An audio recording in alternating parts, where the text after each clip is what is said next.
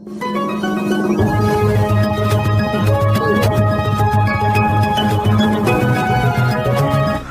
दिलेले 25 लाख रुपये परत द्या आणि वडिलोपार्जित जमिनीचे वाटप करा अशी मागणी केल्याने संतापून भावजाईसह तिघांची शुक्रवारी दिनांक 1 रोजी मध्यरात्री निर्घृण हत्या करण्यात आली।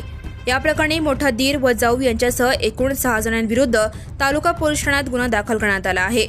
यापैकी 5 जणांना रविवारी अटक करण्यात आली असून मुख्य आरोपी मोठा दीर शंकर मस्के याचा शोध सुरू आहे।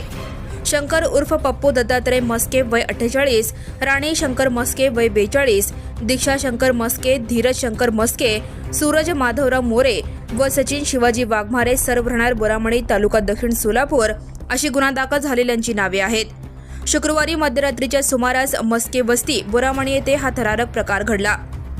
गायत्री सुधाकर मस्के, प्रियंका सुधाकर मस्के आणि शिवराज सुधाकर मस्के या तिघांची झोपेत असताना तलवारीने सपासप वार करून हत्या करण्यात आली। या प्रकरणी मृत गायत्री यांच्या भावाने दिलीप विश्वनाथ चांदोरे वय 48 राहणार चंडकापूर यांनी फिर्याद दिली आहे।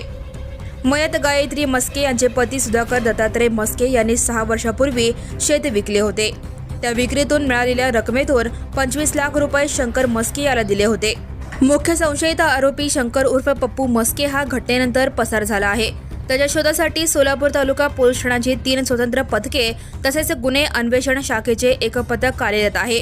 लवकरच त्याला अटक करण्यात येईल असे राहुल देशपांडे, पोलीस निरीक्षक, सोलापूर तालुका पोलीस स्टेशन यांनी सांगितले। Now and press the bell icon. Never miss a